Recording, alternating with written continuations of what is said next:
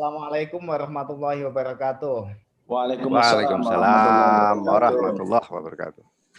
Pagi Bapak Ibu sekalian, teman-teman mahasiswa, teman-teman alumni, dan Bapak Ibu semua dari berbagai tempat. Puji syukur pagi hari ini kita bisa berjumpa secara virtual dalam rangka kuliah umum yang akan disampaikan oleh Bapak Anwar Sanusi PSG. Beliau saat ini adalah Sekretaris Jenderal Kementerian Ketenagakerjaan Republik Indonesia. Bapak Ibu sekalian, tema kuliah pagi hari ini adalah situasi dan proyeksi ketenagakerjaan Indonesia, ya, kualitas SDM, perubahan ekonomi, dan pandemi COVID-19. Kurang lebih begitu temanya. Nah, kuliah pagi hari ini merupakan rangkaian, ini sudah ke-8 kali ya, dari serial kuliah umum ya. Ini kita mengambil sisi positif dari situasi pandemi, yakni relatif lebih mudah mengorganize event-event kuliah umum tanpa harus menyiapkan gedung, snack, dan lain sebagainya, cukup secara virtual, nyemil di rumahnya atau di kantornya masing-masing, tidak perlu kita meng-hire catering seperti biasanya. Begitu Bapak Ibu sekalian.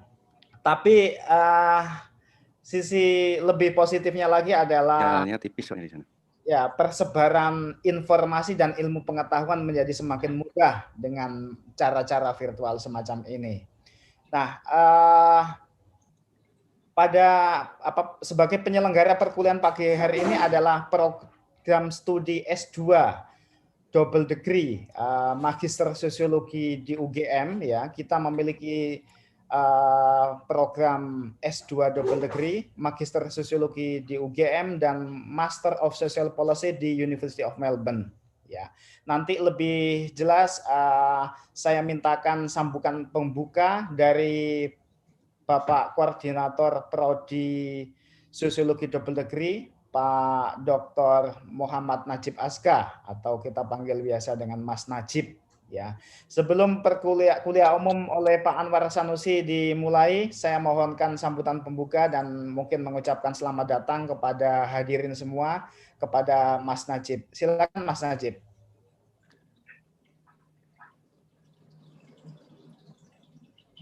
Mas Najib. Putus.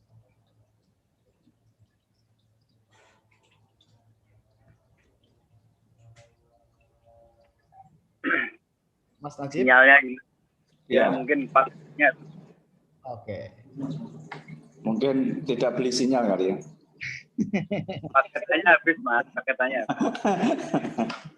Oke, karena Mas Najib tiba-tiba malah hilang ya, biar tidak saling menunggu ya. Jadi sedikit saja perkuliahan atau serial kuliah umum ini dikemas sebagai sebenarnya kuliah bagi para mahasiswa kita, Pak Sekjen ya. Tapi karena istilahnya secara virtual, alangkah baiknya kalau dibuka untuk masyarakat umum ya. Dan alhamdulillah kita lihat ini berapa ini? 81 hadirin ada bersama kita ya. Saya perhatikan ada mahasiswa S1, ada mahasiswa S3, lintas jurusan atau lintas departemen, ada alumni, ada dosen dari perguruan tinggi yang lain, dan lain sebagainya.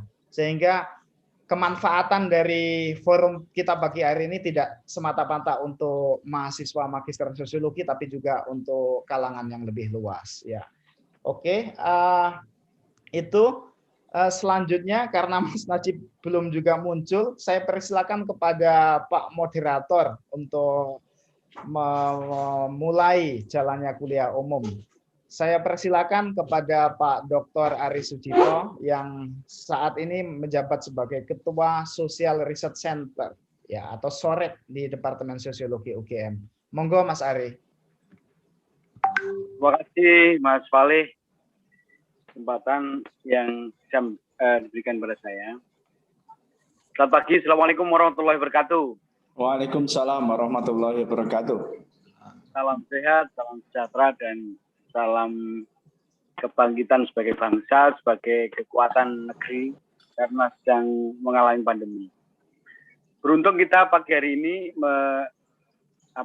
mendapat kesempatan untuk menghadirkan Mas Anwar Sanusi. Jadi Mas Anwar Sanusi ini di forum kuliah umum. Ini intelektual yang kebetulan ditugaskan di birokrasi gitu. Jadi meskipun karirnya memang birokrat, tapi ranah intelektualnya juga kuat karena saya kenal beliau alumni Visipol ya, yang selama ini juga memiliki reputasi dalam tradisi intelektual di kampus waktu itu, dan kemudian menjelajah di Jakarta, sekarang jadi sekjen Naker. Nah, saya berinteraksi selama itu dengan beliau waktu di Kementerian Desa. Dulu sekjen Kemendes, sekarang sekjen Kemenaker. Nah, kali ini kita minta beliau untuk mendiskusikan topik yang sebetulnya sangat penting buat prodi ini dan terutama juga publik soal ketenaga kerjaan. Ada apa dengan ketenaga kerjaan di dalam konteks konfigurasi sosial, dinamika kebijakan yang ada, terutama momennya pandemi COVID ini. Tentu kita tahu sebagai sekjen, beliau tidak akan hanya bicara soal normatif, tapi real problem kita itu di mana sebagai bangsa untuk mendorong kebangkitan. Nah, atas dasar itu saya sapa dulu. Selamat pagi, Mas Anwar Sanusi. Selamat pagi, Mas Cito. Jadi saya bersama teman-teman ini mau mohon Mas Anwar Sanusi untuk kira-kira Mas bicara soal existing condition kita di dalam ketenaga kerjaan sama proyeksi ke depan di dalam kaitannya untuk menjawab problem-problem selama pandemi. Tentu proyeksi ke depan seperti apa, karena kita tahu sebelum pandemi COVID ini terjadi kan kita itu begitu optimistis gitu ya, revolusi 4.0 dan agenda kebangsaan kita juga jalan dengan baik, tapi tiba-tiba ada COVID itu. Rontoknya beberapa struktur ekonomi dunia ini juga berimbas di Indonesia, terutama juga dialami ketenaga kerjaan. Tapi saya yakin ini juga sedang dan terus dijalani skema-skema yang dilakukan oleh negara, dalam hal ini pemerintah. Nah, mungkin nanti kita ingin ajak Mas saudara semua untuk mendengarkan peta kita itu seperti apa. Nah, karena ini kuliah umum, Mas. Ya, bahasa kuliah umum kan kalau menghadirkan Pak Sekjen kan tidak mesti semuanya harus rigid di bidang teorisasi, tapi justru insight-insight dan sisi-sisi policy, di balik policy tantangan real itu jauh lebih penting, karena teman-teman bisa belajar teori sendiri, Mas, tapi jauh lebih penting kira negara itu punya orientasi kemana di dalam menjawab SDM kita. Dan saya rasa ini akan mampu membantu, karena ini prodi double degree bidang social policy, bidang yang selama ini menjadi perhatian kita, dan nanti Mas Anwar bisa menyampaikan ke teman-teman apa yang baru dan apa yang lama tapi diperbarui dalam skema menjawab problem pandemi ini. Dan tentu teman-teman dengan ini terbuka, tidak hanya para mahasiswa tapi juga ada dosen diundang untuk bisa mendengarkan dan merespon apa yang disampaikan oleh Mas Anwar. Harapannya kita akan bisa mendengarkan diskusi yang menarik. Mas Anwar ini nggak perlu dikenalkan lebih jauh ya, yang penting beliau diberi kesempatan untuk diskusi. Kita punya waktu sih sampai jam 12, tapi presentasinya mungkin ya Mas Anwar bisa 45 menit boleh gitu, terus kemudian kita diskusi dengan saudara. Silakan Mas Anwar. Matur nuwun, Mas Cito. Assalamualaikum warahmatullahi wabarakatuh. Selamat pagi dan salam sejahtera untuk kita sekalian. Sugeng enjing.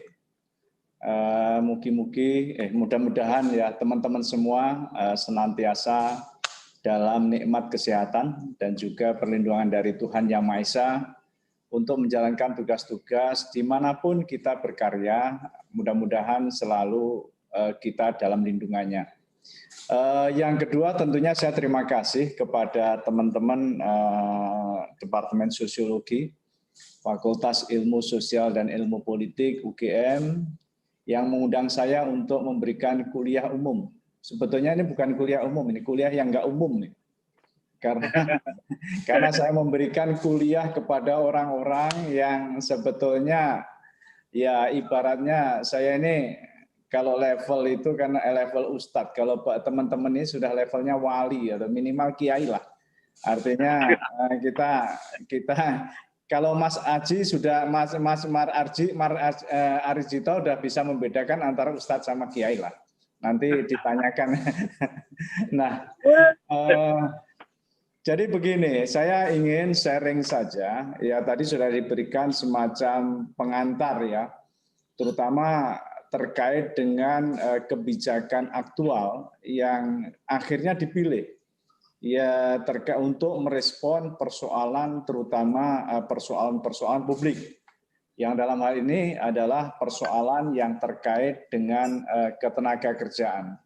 Saya mencoba menyiapkan satu bahan paparan, mudah-mudahan bahan ini akan bisa dijadikan sebagai katakanlah pengantar diskusi agar kita bisa gampang dan juga memiliki kesepahaman yang sama terkait dengan problematika yang hari ini diberikan ke saya untuk coba untuk menampilkan terkait dengan situasi ketenagakerjaan proyeksinya, kemudian terutama adalah bagaimana kondisi dari kualitas SDM, kemudian juga kita kaitkan dengan perubahan lingkungan ekonomi, terutama ekonomi global, termasuk situasi kekinian krisis pandemi COVID-19, dan juga respon kebijakan yang kita tawarkan untuk mengelola atau tadi merespon isu-isu yang terkait dengan yang saya sebutkan tadi. Jadi Bapak Ibu sekalian, teman-teman semua yang saya hormati, kita melihat bahwa memang kalau kita lihat dari struktur perekonomian Indonesia, terutama adalah kita lihat adanya satu yang sebelah kiri, ini adalah bagaimana pertumbuhan kontribusi PDRB menurut Pulau tahun 2020. Kita semua tahu bahwa di tahun ini, tepatnya adalah mulai bulan Maret 2020 kemarin, tanggal 3, ini kan kita memasuki pandemik, yang mana memang negara-negara lain juga sudah lebih dahulu, kita mulai tanggal 3 Maret 2020, namun dari sisi jumlah ternyata kita ini mengalami pertumbuhan yang luar biasa. Kalau nggak salah kita saat ini sudah berada di ranking 18, istilahnya yang terkonfirmasi positif. Artinya kalau dilihat dari tren ini kita istilahnya adalah menyalip dari negara-negara yang lebih dulu masuk dalam era pandemiknya. Namun demikian kita berharap tentunya kalau hari ini kita tetap harus optimis, tentunya apa yang kita lakukan ini akan ada efek terutama untuk memutus mata rantai penyebaran, terutama setelah kita melakukan vaksinasi. Tapi kalau kita lihat Bapak Ibu sekalian, dari sisi kontribusi dan pertumbuhan PDRB menurut pulau, kita lihat bahwa memang pulau-pulau seperti Jawa, Bali, kemudian Kalimantan dan sebagian Sumatera, ini kan memang betul-betul sangat terpengaruh dengan adanya pandemik ini. Jadi kalau kita lihat misalnya Pulau Jawa, pertumbuhan ekonominya ini adalah minus 2,51. Sehingga kalau Jawa ini mengalami penurunan, tentunya secara nasional ini adalah juga istilahnya turun sangat signifikan. Dan kita lihat memang betul di tahun 2020 ini pertumbuhan kita adalah minus 2,07. Ini adalah sebuah kondisi yang menurut saya akan menjadi latar belakang yang memberikan dampak terutama adalah terkait dengan sektor ekonomi, khususnya adalah ketenaga kerjaan. Kita lihat kondisi ya terkait misalnya ketenaga kerjaan, tentunya adalah banyak sekali mereka ini adalah yang sangat terdampak dari adanya pandemik ini. Nanti pada bagian berikutnya akan saya sampaikan dampak yang real yang betul-betul bisa istilahnya dilihat dari aspek ketenagakerjaan. Namun demikian sebelum itu, ini adalah sebagai background juga, terutama adalah background yang memang sudah kita lihat sebetulnya kita ingin agar apa yang kita lakukan ini adalah track-nya benar. Nah, contohnya adalah misalnya adalah bagaimana tentang Gini rasio kita. Sebetulnya Gini rasio kita itu trennya itu ada penurunan. Tapi ternyata ketika tahun 2020 ini agak ada penaikan sedikit. Termasuk juga ketika kita berbicara indikator variabel ekonomi mikro yang terkait dengan indeks pembangunan manusia, Human Development Index, ini kan kita sebetulnya ada tren yang benar. Jadi kita itu petnya, polanya ini sudah mulai menunjukkan tren intervensi yang kita lakukan ini cukup signifikan untuk memberikan kontribusi akan peningkatan dari indeks pembangunan manusia.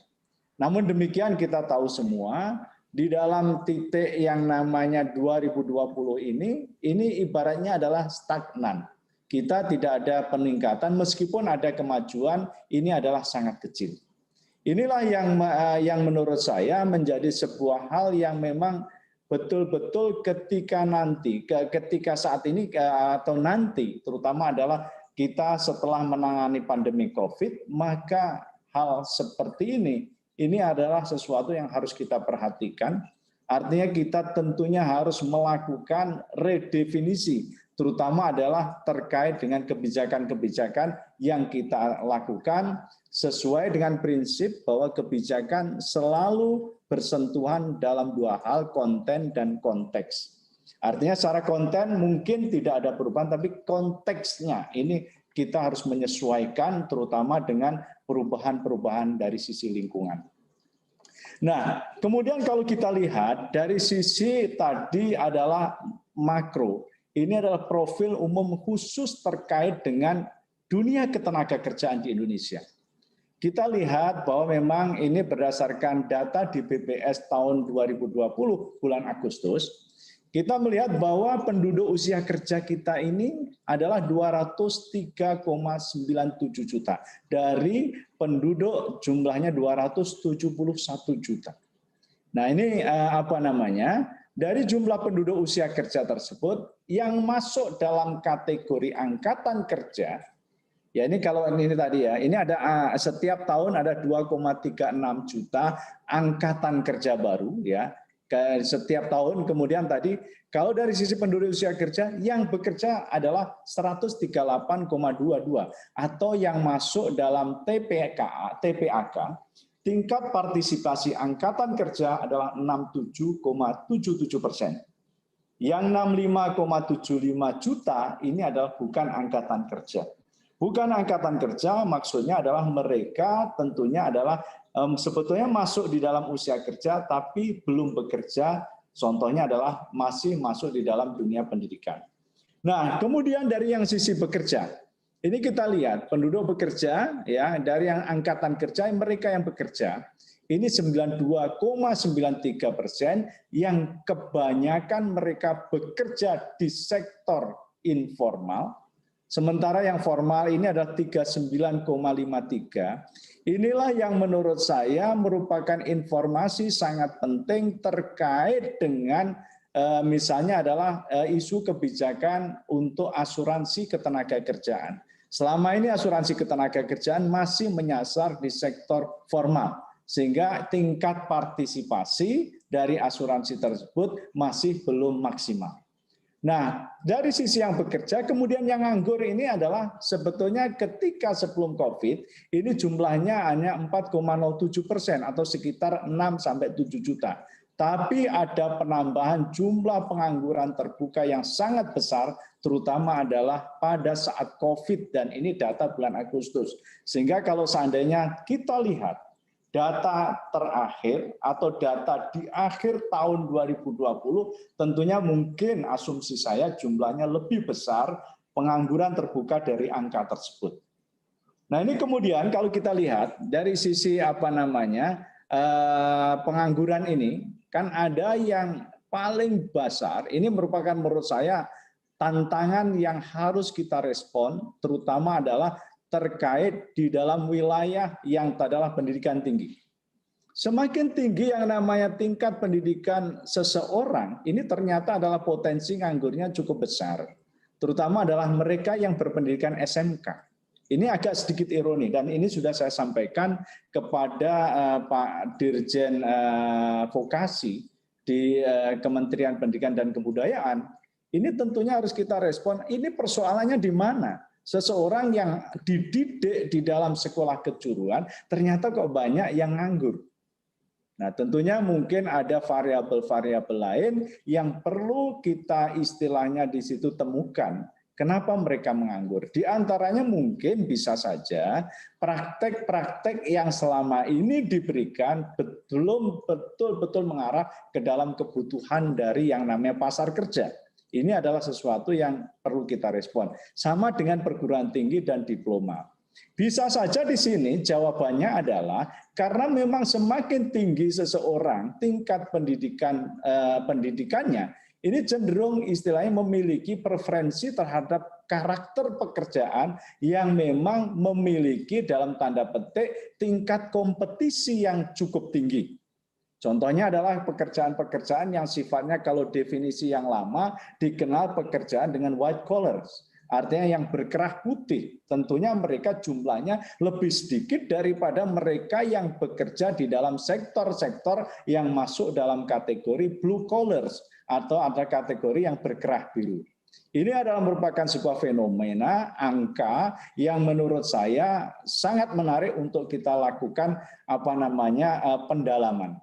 Sehingga kalau kita lihat dari sisi karakteristik orang nganggur, ini ada ini informasi terkait dengan misalnya ternyata orang yang nganggur yang ini laki-laki lebih banyak daripada yang menganggur perempuan di akhir ini ya, di data bulan Agustus 2020. Sebelumnya di 2018 ini adalah hampir sama, 19 sama, tapi di bulan Agustus 2020 banyak yang namanya kaum Adam ini dompetnya kosong. Ini gambarnya dompetnya kosong.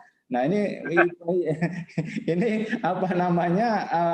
yang bulan Agustus untuk yang perempuan ini ada kenaikan, tapi ternyata ini tidak sebesar dari kenaikan yang namanya ini kelompok laki-laki. Kemudian tadi yang terkait untuk tren bagaimana kondisi kalau kita coba bagi antara perkotaan dan pedesaan. Ini juga sama, fenomenanya sangat menarik ini. Data ini pernah saya juga eksplor ketika saya bulan Agustus, ini masih menjadi sekjen di Kementerian Desa. Kita klaim bahwa COVID-19 tidak terlalu memberikan dampak kepada pengangguran di tingkat pedesaan. Perkotaan ini ada pertumbuhan yang sangat signifikan dari 6,29 menjadi 8,98, sementara di tingkat pedesaan ini naik tapi tidak terlalu signifikan, hanya 0,8%, beda dengan yang ada di perkotaan. Bisa saja jawabannya macam-macam. Karena mungkin yang tadi, sektor yang sangat terkontraksi terkait dengan yang namanya COVID adalah sektor-sektor yang dominasi itu adalah yang ada di perkotaan. Contohnya hotel, pariwisata, kemudian yang terkait transportasi. Nah, ini cukup menarik. Bisa juga, ini juga menjelaskan adanya semacam variabel lain. Misalnya adalah kebijakan mengubah yang namanya dana desa dari yang awalnya itu misalnya untuk kegiatan-kegiatan yang pembangunan dan pemberdayaan masyarakat ini diarahkan ke dalam kebijakan padat karya tunai. Jadi cash forward ya. Ini mungkin bisa saja lah.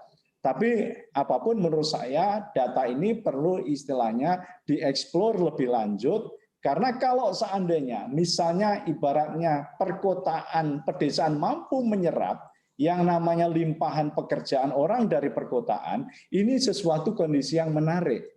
Artinya selama ini problematika yang namanya urban migrasi, migrasi kepada perkotaan, ini didrive oleh kelangkaan pekerjaan yang ada di pedesaan. Manakala pedesaan-pedesaan bisa mampu melakukan penguatan, saya rasa ini akan menjadi sesuatu hal yang bisa menahan orang untuk tidak melakukan migrasi. Kalau dari sisi tingkat pendidikan, tadi sudah saya sampaikan, memang ini istilahnya data yang berbicara bahwa memang perguruan ini adalah semakin tinggi pendidikan, semakin seseorang ini istilahnya kesempatan untuk menganggur besar. Memang jawabannya tadi saya katakan, kalau yang pendidikannya rendah, tentunya mereka bekerja di sektor-sektor yang memang tidak terlalu membutuhkan keahlian dan keterampilan spesifik. Artinya siapapun bisa masuk di dalam sektor ini. Nah, ini ada data lain yang menurut saya ini juga sangat menarik, yakni data bagaimana kita memotret terkait dengan postur atau profil angkatan kerja muda kita. Ini hampir semua orang mengatakan kita di dalam sebuah periode emas yang dikenal adanya bonus demografi. Orang memprediksi sampai tahun 2030. Kita masih ada waktu sekitar 9 tahun untuk memanfaatkan bonus ini agar yang namanya bonus demografi bisa kita transformasikan dengan baik menjadi bonus ekonomi. Bukan menjadi istilahnya adalah persoalan yang kalau bonus ekonomi tentunya adalah bisa memberikan kesejahteraan, bukan malah menjadi katakanlah ancaman dari aspek sosial karena kita gagal untuk memberikan respon terkait dengan fakta ini. Nah, kalau kita lihat ini Bapak Ibu sekalian, memang 2011 ini adalah komposisi yang paling banyak orang-orang generasi X ya, kemudian generasi Y. Ini adalah kalau Y ini adalah mulai dia memasuki pasar kerja di Indonesia. Tahun ini memang hanya 23,86, tapi kalau kita jumlah dengan yang lain, ini jumlahnya istilahnya sangat besar. Kemarin kalau kita lihat data yang terakhir, itu hampir sekitar 66-70% angkatan kerja muda kita. Nah, di sini kalau kita lihat dari sisi komposisi ya, kalau kita lihat dari perkotaan, angkatan pemuda banyak yang tinggal di perkotaan dan ini adalah istilahnya kalau dari sisi gender hampir sama antara laki-laki perempuan. Jadi ini merupakan sebuah tadi juga tantangan. Ketika mudah-mudahan mereka itu balik ke perkotaan, mereka ini balik ke pedesaan, mereka tidak kembali lagi kepada kota karena dia sudah menemukan bagaimana bisa bekerja menghidupi mereka adalah di perkotaan. Saya rasa ini data yang ini hampir sama. Nah, ini saya coba untuk bicara terkait dengan kondisi kekinian. Yakni yang terkait dengan COVID. Ya, kita melihat bagaimana dampak yang paling nyata terkait dengan pandemi COVID ini terhadap penduduk usia kerja atau terhadap angkatan kerja kita. Ada 29,12 juta orang ini terdampak COVID-19 dan mereka ini bervariasi. Istilahnya adalah terdampaknya. Ada yang tadi 2,56 juta nganggur, ada yang dia istilahnya adalah orang bukan angkatan kerja karena COVID. Ini ya sebetulnya masuk di dalam kriteria hampir sama, mereka juga nganggur. Kemudian dia bekerja sementara tidak bekerja, dirumahkan. Kemudian dia juga adalah bekerja dengan pengurangan jam kerja, shorten hours. Jadi inilah dampak tantangan yang kita hadapi. Saya nanti akan bicara kira-kira respon kita itu apa nanti di bagian akhir terkait dengan fakta seperti ini. Artinya ini adalah dampak sosial yang memang betul-betul dirasakan oleh yang namanya angkatan kerja Indonesia karena adanya COVID ini. Nah, kalau kita lihat dari sisi persentase ya secara ini pandemik ini menurut jenis kelamin ya ini memang tadi sudah saya katakan ternyata yang laki-laki lebih banyak. Kemudian yang perkotaan adalah lebih banyak. Ini sebuah fakta yang kita betul-betul harus mencari solusi. Kira-kira mana yang memang betul-betul pas lah untuk kita bisa melakukan intervensi. Ini beberapa waktu yang lalu dari Barenbang Kementerian Ketenagakerjaan kita melakukan survei. Kira-kira mana yang namanya jenis pekerjaan yang paling banyak di PHK. Yang pertama adalah banyak, tadi saya katakan adalah jasa. Ini adalah agen perantara penjualan pembelian karena memang di situ transaksi sangat rendah.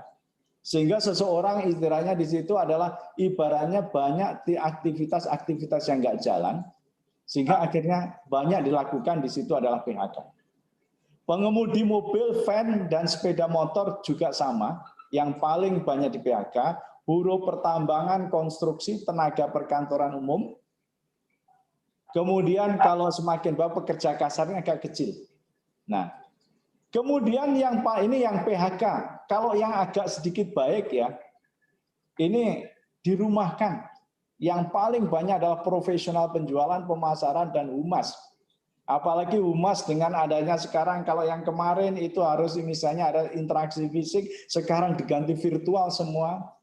Ini adalah memangkas seseorang ketika dia bekerja di sektor itu untuk terkena dampaknya.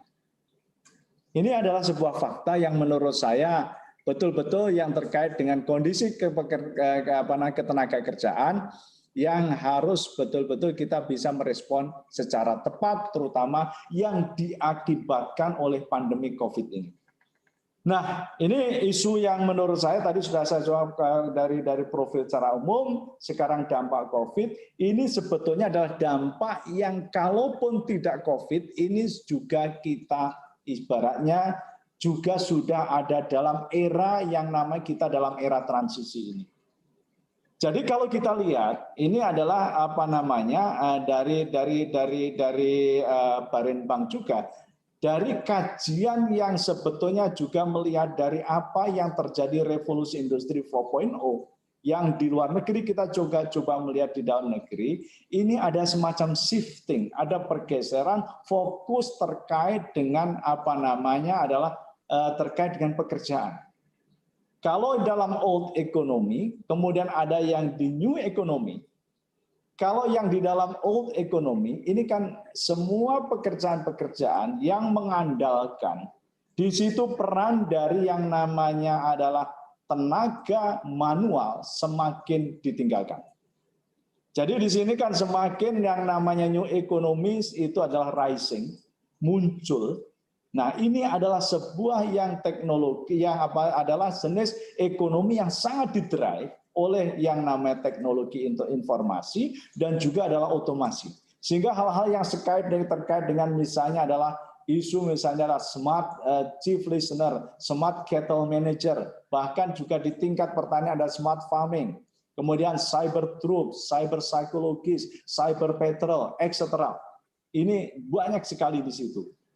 Sehingga tentunya di dalam sini kita adalah tugas yang harus kita lakukan bagaimana betul-betul kita tadi di dalam masa transisi ini kita di dalam isu kebijakan ketenagakerjaan kita bisa mampu menyajikan semacam katakanlah tadi jembatan untuk seseorang itu bisa beralih ke dalam profesi baru.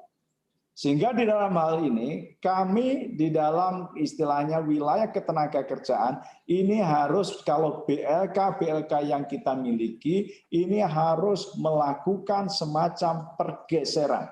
Baik mulai dari kurikulum, program pelatihan maupun skema dari sisi sertifikasi. Nah, kalau kita lihat ya di sini apa namanya ada yang Bapak Ibu sekalian ini pekerjaan-pekerjaan yang akan muncul dan juga pekerjaan-pekerjaan yang istilahnya saat ini sangat dibutuhkan. Jadi kalau kita lihat ya ini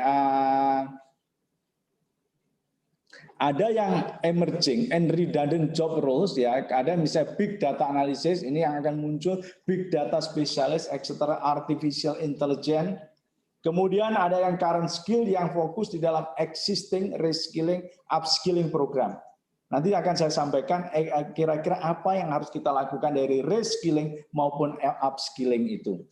Nah, Bapak Ibu sekalian, dari sisi yang tadi kami coba ingin menyampaikan kira-kira apa kebijakan dari sisi ketenagakerjaan untuk penanggulangan COVID dan untuk meningkatkan kebijakan peningkatan kualitas SDM tadi. Dampak COVID sudah kita ketahui. Yang kedua, tantangan SDM terutama adalah di dalam posisi saat ini, di mana yang namanya future job itu bukan hanya sudah menanti, tapi sebagian sudah masuk. Pada saat yang bersamaan, kita tingkat SDM kita itu masih rendah, produktivitas kita itu juga belum tinggi. Ini adalah sesuatu yang menurut saya kita ada di sini adalah tikungan massa yang memang harus betul-betul bisa merespon dan betul-betul menyajikan policy yang tepat. Kita kesalahan sedikit saja, kita bisa menurut saya ini akan menghilangkan berbagai opportunity yang sebetulnya itu muncul. Salah satunya adalah opportunity kita di dalam namanya golden age, di dalam sebuah adalah masa-masa keemasan dengan adanya bonus demografi. Masa keemasan dengan adanya revolusi industri 4.0, tapi tantangannya ketika keemasan itu ada, kita di dalam situasi pandemi COVID ini. Oleh karena itu tentunya ada beberapa misalnya respon cepat, ada respon menengah, ada respon yang jangka panjang yang harus kita lakukan. Kalau yang tentunya di dalam hal ini Bapak-Ibu sekalian, kami melihat kalau respon yang namanya terkait dengan respon cepat, tentunya kami yang namanya kementerian yang diberikan mandat untuk mengawal kebijakan, kita harus tetap mengatakan aktivitas ekonomi ini harus tetap jalan, tapi mereka harus juga adalah taat terkait dengan protokol pencegahan penularan COVID. Sehingga beberapa kebijakan kita keluarkan, ini mulai dari surat edaran, kemudian adalah yang terakhir adalah yang terkait dengan misalnya peraturan pemerintah terkait relaksasi iuran jaminan ketenagakerjaan.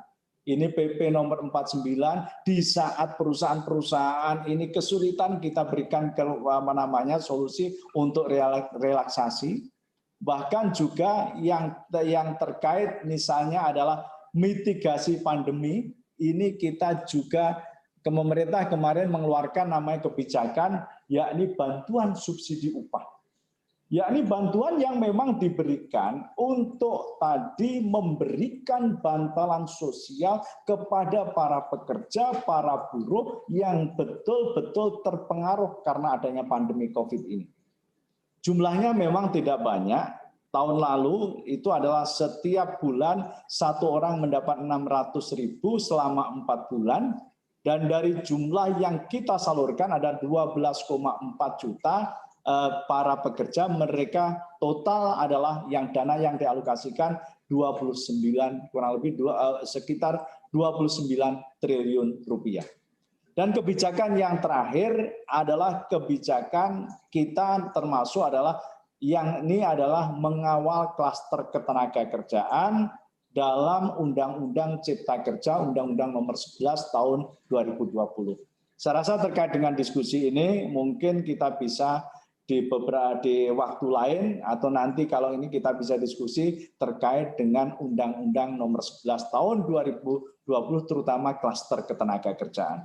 Karena memang di sini ada perubahan-perubahan yang sangat signifikan, terutama adalah dari perubahan Undang-Undang 13 tahun 2003 tentang ketenagakerjaan, terkait isu misalnya penggunaan tenaga kerja asing, terkait isu pekerja kontrak atau perjanjian kerja waktu tertentu, kemudian alih daya atau outsourcing, waktu kerja, waktu istirahat, kemudian pesangon, kemudian juga kebijakan pengupahan yang sangat ibaratnya adalah betul-betul berbeda kebijakan pengupahan dibanding dengan peraturan sebelumnya, undang-undang sebelumnya adalah kita memperkenalkan adalah pengupahan yang didasarkan basisnya adalah jam.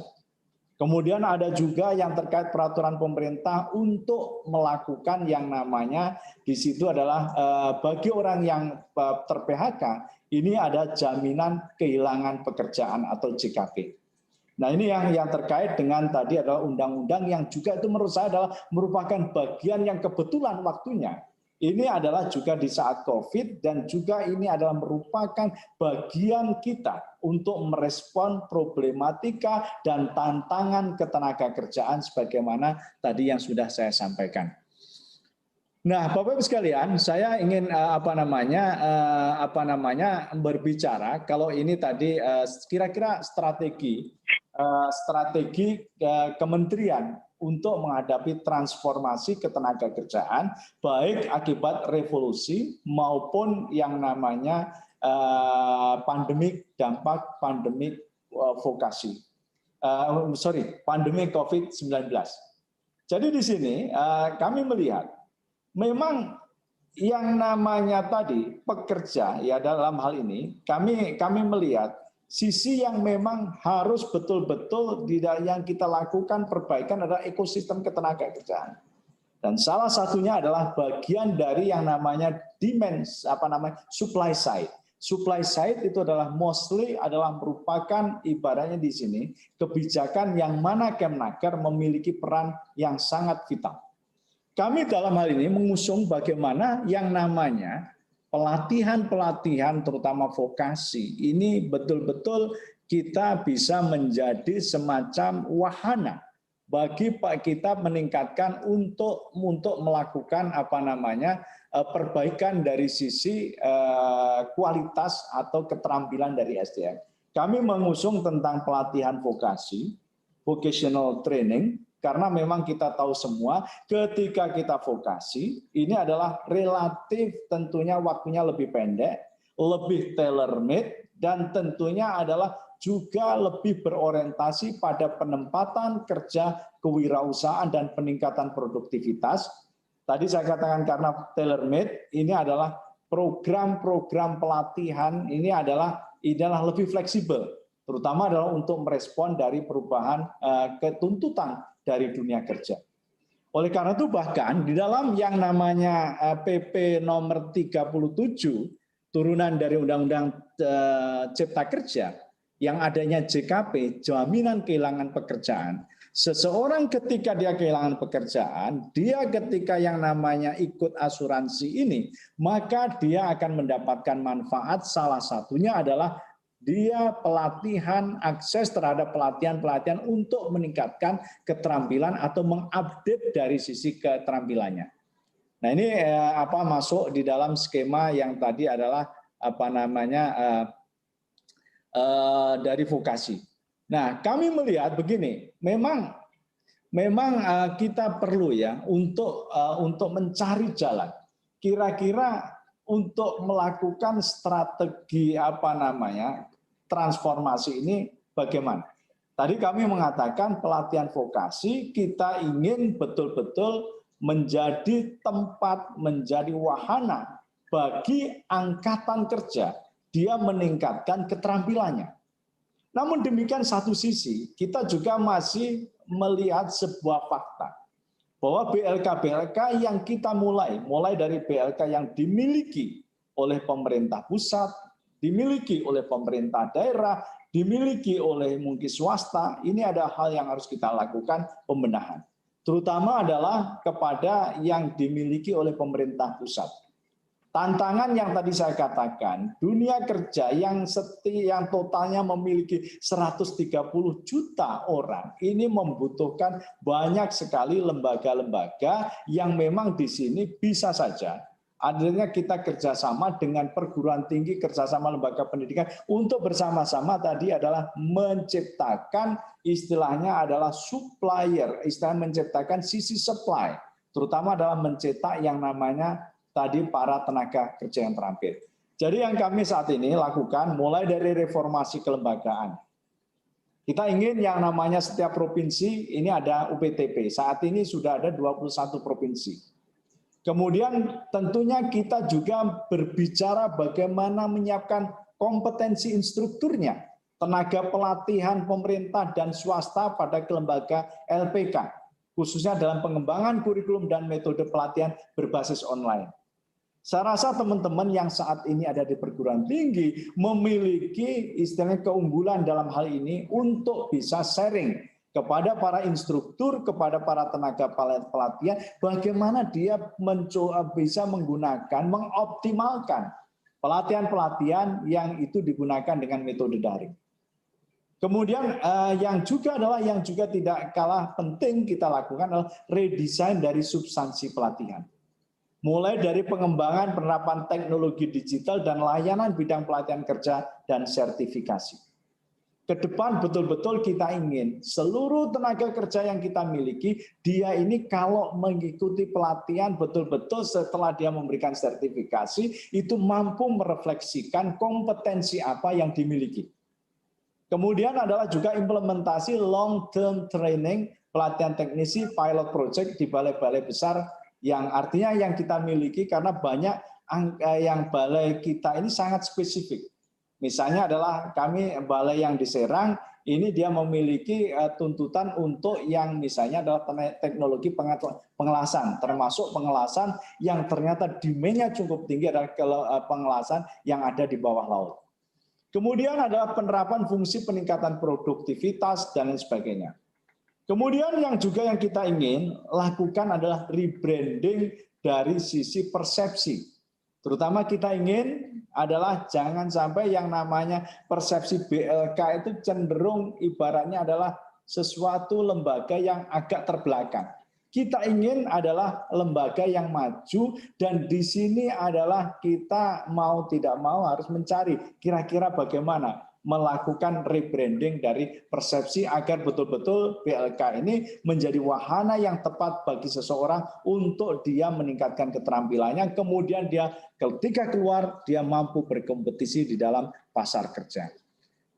Nah, kemudian Bapak-Ibu sekalian, tadi sudah saya sampaikan ini transformasi lebih detail. Nah, ini kami melihat ada yang namanya kebijakan yang kita lakukan terkait dengan yang namanya tadi pelatihan vokasi. Ini adalah kita menggunakan nama adalah triple skilling. Jadi mulai skilling, artinya bagaimana kita membuat seseorang ini adalah semakin dia terampil, skill. Sasarannya itu adalah kepada para pencari kerja yang fresh graduate. Ya, artinya mereka ini ketika dia masuk keluar dari misalnya dunia pendidikan, dia masih butuh ibaratnya tambahan pengetahuan. Inilah yang betul yang kita sasar. Agar ada skill adjustment, matching. Nah, pembekalan vokasional, skill untuk bekerja, dan tentunya adalah kita ingin ini adalah mengurangi dari sisi pengangguran. Kemudian data yang kita lihat, ini tadi data-data yang sudah saya tampilkan, ini adalah orang-orang yang akan dijadikan target untuk skilling. Nah, kemudian yang kedua adalah upskilling. Ya, jadi begini, upskilling ini adalah sebuah katakanlah pelatihan yang memang diberikan untuk meningkatkan keterampilan, kompetensi spesifik dari seorang pekerja. Sehingga tentunya sasarannya itu adalah para pekerja, tujuannya adalah agar meningkat kompetensi pekerjanya, ada updating skill dan multi-skilling dan juga peningkatan karir. Ini sangat penting sekali. Kalau sebagai informasi, sebetulnya ini juga diadopsi di dalam dunia ASN yang mana seseorang menjadi ASN ada yang di sini adalah kewajiban bagi institusi untuk memberikan misalnya adalah pelatihan sekitar 30 JP setiap tahun. Sama sebetulnya tuntutan bagi seseorang yang bekerja, setiap perusahaan ini juga harus menyediakan adalah pelatihan agar seseorang pekerja ini mampu meningkat keterampilannya. Sehingga tentunya kalau meningkat keterampilan, produktivitas tinggi dan daya saing juga semakin tinggi. Kemudian yang ketiga adalah reskilling, yakni adalah pekerja yang terpotensi PHK atau yang telah PHK. Jadi begini Bapak-Ibu sekalian, kita PHK itu bukan merupakan pilihan, tapi kadang-kala tidak bisa dihindarkan. Nah, oleh karena itu, ketika seseorang ter-PHK, maka yang namanya pemerintah negara harus hadir. Saya rasa kita teman-teman, terutama yang sudah memiliki pengalaman untuk di luar negeri atau mempelajari berbagai skema yang namanya social protection, employee protection, sudah mengenal bagaimana seseorang ketika ter-PHK, mereka pun pemerintah harus melindungi. Nah, perlindungannya ini ada beberapa melalui 3 hal. Misalnya perlindungan terhadap misalnya yang namanya dia masih mendapatkan penghasilan meskipun penghasilannya itu adalah minimum. Maka disebut yang namanya benefitnya adalah pertama cash benefit. Yang kedua adalah pelatihan.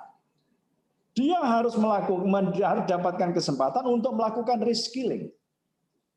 Artinya bisa saja dia ter-PHK kemudian dia memilih pelatihan yang sebetulnya berbeda dengan pekerjaan yang sebelumnya. Contohnya adalah saya saat ini bekerja misalnya adalah di otomotif. Kebetulan saya punya hobi masak. Bisa saja ketika saya ter-PHK dari pabrik otomotif, saya kursus masak dan di situ mungkin saya melakukan reskilling ya. Dan saya menemukan kembali ternyata saya punya keahlian untuk memasak dan jangan-jangan itu malah merupakan keberuntungan yang mungkin akan saya peroleh dibanding dengan pekerjaan yang sebelumnya. Jadi kita ingin tujuannya di sini adalah mencegah pengangguran kembali. Nah, jadi di sini inisiatif yang sudah kita lakukan beberapa yang memang misalnya adalah program untuk yang upskilling, ada pelatihan perusahaan di PLK melalui mekanisme kerjasama dengan perusahaan. Kemudian adalah skill development fund, ini sangat penting. Jadi kita ada semacam dukungan keuangan untuk meningkatkan keterampilan. Terus kemudian program pengembangan upskilling melalui skema kartu prakerja, pengembangan training online. Kalau yang skilling, ya ini adalah pelatihan yang berbasis kompetensi sertifikasi di PLK-PLK, kemudian reskilling adalah program yang dilakukan terkait misalnya adalah kita siapkan terutama adalah reskilling ini adalah ketika yang namanya PP 37 terkait jaminan kehilangan pekerjaan ini sudah optimum kita lakukan. Nah, Bapak-Ibu sekalian, ini waktu juga saya mudah-mudahan 5 menit saya bisa menyampaikan terakhir. Terutama adalah kami melihat tantangan ini sangat besar sekali, terutama ke dunia ketenagakerjaan. Saya sangat ingat sekali bahwa sampai sekarang pun kita adalah terkait dengan misalnya Undang-Undang Cipta Kerja, ini banyak sekali seluruh aduan, ini adalah yang lebih persentase terbesar adalah terkait dengan klaster ketenagakerjaan. Belum lagi tantangan-tantangan yang lain. Oleh karena itu kami melihat tadi apa yang tadi inisiatif yang sebetulnya jangka pendek, jangka menengah ini kita lakukan. Nah, jangka panjang kita ingin terutama 5 tahun ini betul-betul kita ini memiliki fondasi yang kuat untuk tadi adalah bisa merespons berbagai isu-isu yang terkait dengan ketenagakerjaan. Nah, dalam hal ini teman-teman di Kementerian Ketenagakerjaan kita setelah diskusi ini mencari kira-kira apa yang harus kita lakukan agar yang namanya persoalan-persoalan yang kita hadapi tadi ini dalam jangka panjang kita mampu merespon dengan tepat. Akhirnya keluarlah kita 9 terobosan. Ya kebetulan ini angkanya 9, nggak tahu ini 9-nya karena Wali Songo atau angka 9 ini angka yang cukup ini ya. Kalau 99 kalau orang Islam itu ada namanya Asmaul Husna, ya mudah-mudahan lah sama ini. Mudah-mudahan ini bagian istilahnya adalah di sini adalah upaya maksimal kita untuk tadi adalah memperbaiki kebijakan dan juga istilah melanjutkan hal-hal yang baik untuk merespon isu ketenagakerjaan dari kebijakan sebelumnya. Ada satu yang terkait, ya tentunya adalah internal, yakni adalah kita reformasi di kalangan internal dulu, yakni reformasi birokrasi. Saya nggak perlu menjelaskan secara detail apa yang kita lakukan. Pada intinya kita ingin bahwa Kementerian Ketenagakerjaan, kalau kita lihat ini tugasnya adalah terkait bagaimana menjaga human resource, manpower ya di Indonesia ini betul-betul bisa meningkat produktivitasnya, memiliki tata kelola yang baik, maka kita pertama kali harus mampu mewujudkan sebagai institusi kementerian yang memiliki tata kelola yang baik. Itu intinya seperti itu. Kemudian yang kedua adalah pengembangan ekosistem digital ketenagakerjaan. Kita ingin bahwa pengembangan ada semacam master platform digital yang menjadi induk sistem informasi pelayanan ketenagakerjaan di Indonesia. Hari ini kita sudah memiliki Sisnaker, sistem informasi ketenagakerjaan, yang memang lebih banyak itu adalah bagaimana menyampaikan terkait dengan kondisi dari sisi adalah supply secara umum, tapi kita ingin di sini nanti kita kembangkan supply dan demand-nya ada. Sehingga terkait misalnya LMIS, Labor Market Information System, ini akan kita bangun. Kita ingin memiliki pusat pasar kerja, dan nanti perguruan-perguruan tinggi bisa bersama-sama membantu, misalnya dalam membantu memiliki career development ya, unit ya, yang memang kita bisa sinergikan. Kemudian tadi transformasi BLK sudah banyak sekali saya kupas. Kemudian kita ingin yang terkait misalnya adalah link and match ketenagakerjaan. Ada sistem integrasi sistem pelatihan dan penempatan tenaga kerja. Jadi agendanya tadi saya katakan bisa kita secara kelembagaan sudah disetujui memiliki pusat layanan pasar kerja. Kemudian juga kita memiliki yang namanya Kartu Indonesia Kerja, yang memang di sini adalah seseorang menggantikan dari kartu yang selama ini jangan kartu tunggal, bisa memberikan informasi terkait dengan kondisi ketenagakerjaan. Kemudian ada misalnya kerjasama dengan DUDI, ya dunia industri, dunia usaha untuk penempatan calon tenaga kerja. Kemudian yang kelima adalah perluasan kesempatan kerja.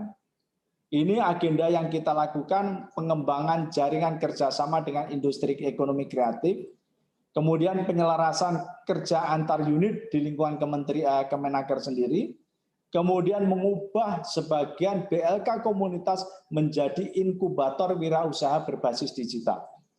Jadi saya katakan, saya tadi menyampaikan bahwa selain BLK yang dimiliki oleh pemerintah, ada BLK yang dimiliki komunitas. Saat ini jumlahnya cukup banyak dan kebanyakan mereka adalah yang dikelola oleh lembaga pendidikan keagamaan seperti pesantren, seminari dan lain sebagainya. Kemudian pengembangan talenta muda ya. Kita ini tahu bahwa tadi yang terakhir data terakhir hampir 24% tenaga kerja kita tenaga kerja muda. Mereka harus memiliki tempat yang tepat untuk mereka ini adalah mengekspresikan potensinya. Oleh karena itu kita ingin kebijakan di sini bisa mengelola, mengoptimalkan potensi kreatif generasi muda terkait ketenagakerjaan. Hal-hal yang kita lakukan misalnya kita ingin ada satu balai yang mengembangkan talenta muda Indonesia. Kemudian mengubah yang kita memiliki nanti Innovation Hub, merintis proyek inovasi muda berskala nasional dan juga kerjasama dengan Kemenpora, perguruan tinggi dan industri startup untuk pengembangan talenta muda. Kemudian yang terakhir adalah pengawasan ketenagakerjaan. Kita ingin Bapak Ibu sekalian tetap agenda yang terkait dengan misalnya isu-isu K3 masih sangat relevan. Kecelakaan kerja di Indonesia masih cukup tinggi. Penyakit akibat kecelakaan kerja juga masih cukup tinggi. Dan ini tidak mau persoalannya adalah di tingkat pengawasan yang memang harus kita lakukan reformasi. Dan ini kita ingin lakukan. Kemudian juga reformasi sistem pengupahan. Salah satu yang kita ini di dalam Undang-Undang Cipta Kerja kemarin, kita sudah mengintegrasikan ada sistem yang namanya pengupahan. Upah minimum itu ada di tingkat provinsi. Jadi upah sektoral, upah kabupaten ini adalah lambat laun ini akan kita hilangkan. Plus juga adalah reformasi yang tadi saya katakan adalah pengupahan seseorang ini adalah didasarkan pada jam. Karena kita sudah ada semua tahu ada yang namanya kondisi ubiquitous work. Orang bisa bekerja dalam satu waktu, dia mengerjakan beberapa hal. Nah, ini adalah harus kita respon, dan karena jumlahnya juga part-time jobbers itu sangat tinggi, yakni 33 juta. Kemudian yang isu terakhir, Bapak Ibu sekalian, adalah terkait dengan penempatan pekerja migran Indonesia. Memang dalam hal ini pekerja migran masih menjadi pilihan bagi yang namanya angkatan kerja di Indonesia. Kebetulan saya, mungkin juga Mas Arjit, ini adalah daerah-daerah penyuplai dari PMI.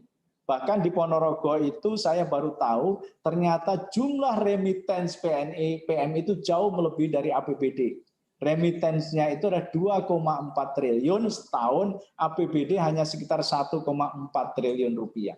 Nah, ini adalah merupakan kesempatan harus kita kembangkan berbagai program, terutama adalah untuk tadi orang ketika menjadi pekerja migran ketika kembali harus mampu pertama selain dia adalah dari sisi kesejahteraan individu keluarga naik, juga bisa memberikan efek terutama adalah tumbuhnya wirausaha baru yang karena dia memiliki kesempatan terutama memiliki istilahnya di situ jumlah dukungan dana yang cukup untuk mengembangkan usaha-usaha baru.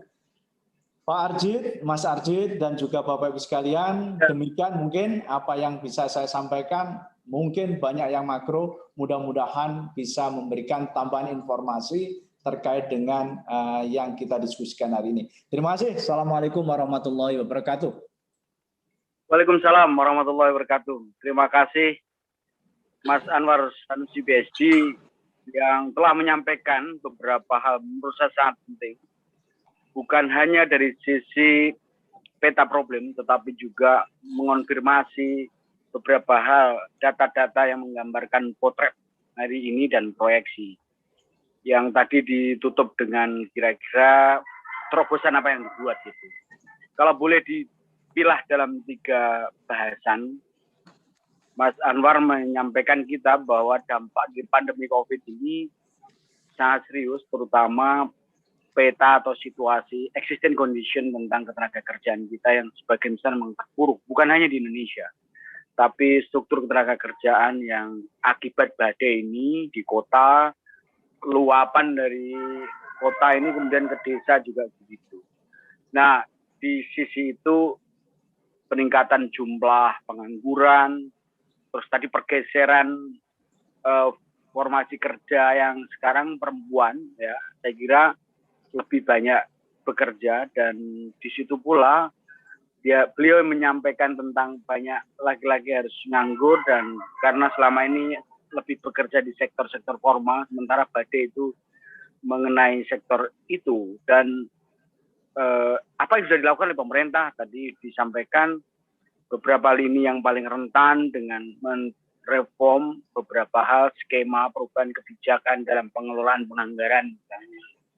Yang tadi kalau kita sebut catatan-catatan penting, pemerintah telah berupaya untuk merealokasi, kemudian melakukan refocusing dan seterusnya.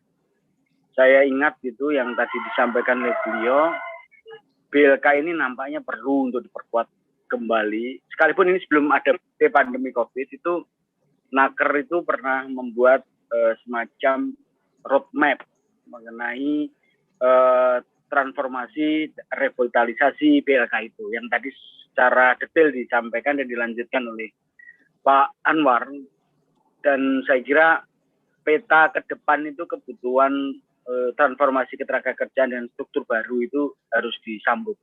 Memang sempat terjadi gap ya, bahwa revolusi 4.0 kemudian kena gonjangan berupa pandemi COVID. Nah, ke depan pemulihan ekonomi memang nggak bisa cepat, tapi lambat itu harus berproses, dan ini penyiapan salah satunya adalah sektor ketenaga kerjaan.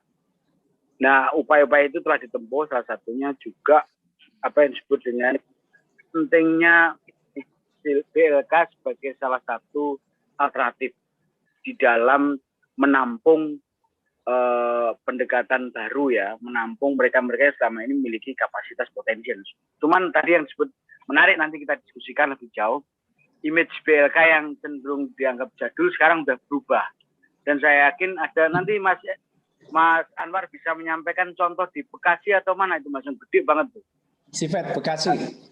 Oh, itu gede banget dan menurut saya kalau dulu ingat BLK itu selalu belajar jahit, belajar bengkel gitu ya, solder gitu. Nah sekarang ini animasi, membuat web macam-macam itu juga diajarkan. Tawaran yang menurut saya sangat penting nanti bisa jadi bahan diskusi kita adalah kuliah umum kita adalah paling tidak pemerintah sekarang sedang membuat 9 terobosan reformasi birokrasi. Ini penting karena mesin inilah akan menjadi faktor penting kecepatan delivery system kita. Kalau Pak Jokowi menyampaikan begini, menterinya begini, ke bawahnya seperti apa, sampingnya kayak apa. Ini saya kira tadi ditekankan oleh beliau. Kemudian yang kedua, pengembangan ekosistem digital tenaga kerjaan. Saya kira hampir semua orang menyadari betul bahwa ini di sosiologi sendiri ada Mas Anwar. Konsep masyarakat kerja itu tidak lagi didasarkan pada konsep-konsep lama. Kalau dulu nyari konsep kerja itu kalau nggak pegawai negeri gitu ya, hal-hal formal gitu. Sekarang kerja itu berubah, struktur ruangnya juga berbeda dan pemerintah memfasilitasi ke sana. Digital adalah salah satu tema penting untuk melihat arus baru tentang ketenagakerjaan. Kemudian yang ketiga, transformasi BLK. Keempat, link and match ketenagakerjaan. Ini juga tantangan buat perguruan tinggi. Perguruan tinggi itu jangan hanya sekedar mencetak sarjana lalu tanda tangan ijazah selesai gitu. Dia harus juga menghubungkan hilirisasi gitu, produk-produk atau hal-hal yang penting bisa disambungkan dengan apakah pertanian, industri dan seterusnya. Kelima, perluasan kesempatan kerja. Keenam, pengembangan talent pemuda. Dan ini penting, anak-anak muda itu sekarang Mas Anwar, itu S1 itu banyak yang jadi barista di kopi itu. Terus dia membuat kerajaan bagus di bidang itu. Entrepreneur itu banyak sekali. Nah, yang begini-begini itu adalah kelompok kerja yang informal, tapi jumlahnya besar. Yang tadi disebut oleh Mas Lumbang ini nggak bisa negara lepas. Saya ingat BCSnaker yang nyambung dengan ketenaga kerja. Kemenaker ini upaya untuk melakukan perlindungan sosial, kebijakan sosial dalam bentuk polisi-polisi strategis yang mampu memastikan yang tadi disebut Undang-Undang Cipta Kerja misalnya. Baru kali ini orang kalau misalnya penyiapan kerja itu negara juga fasilitasi kayak gitu.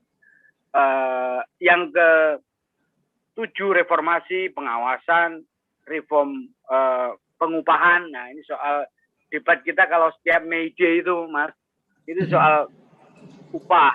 Mungkin kita juga mendiskusikan lebih jauh transformasi kerja ke depan itu diskursnya tidak hanya sekedar upah dalam pengertian bulanan, sekedar mingguan dan sebagainya, tapi jauh lebih penting itu adalah welfare itu. Yang ke-9 adalah perluasan penempatan pekerja migran. Ini juga satu isu yang penting dan apa yang diceritakan oleh Mas Anwar, saya kebetulan sempat jadi komite pengembangan vokasi nasional yang waktu itu mimpi besar kita untuk merespon SMK itu, Pak.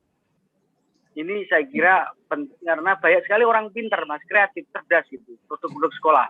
Tapi giliran menjadi policy lebih besar itu kadang-kadang ini problemnya pada policy, bukan tidak pintaran. Nah, saya rasa skilling, reskilling, upskilling itu juga salah satu atau 3 hal yang juga penting untuk diskusikan. Ini narasi, perspektif, dan pengalaman sekaligus policy yang tadi disampaikan oleh Mas Anwar sangat menarik. Saya ajak saudara semua yang ada di sini, mahasiswa atau dosen, untuk bisa merespon, barangkali punya ide-ide atau mungkin memperdalam gitu. Bukan dalam arti konseptualisasi, tapi jauh lebih penting itu kira-kira tantangan ke depan yang dibaca oleh Mas Anwar itu mana yang kurang dan mana kekuatan yang perlu kita eksplorasi lebih jauh. Dipersilakan.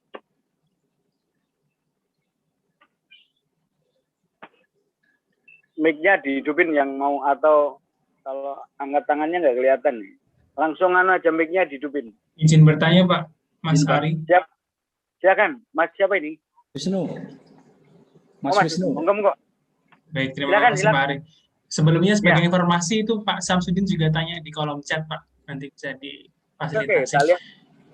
Baik, Ya, terima Kak kasih dulu, Pak Anwar Sanusi atas paparannya, sangat menarik, banyak insightful.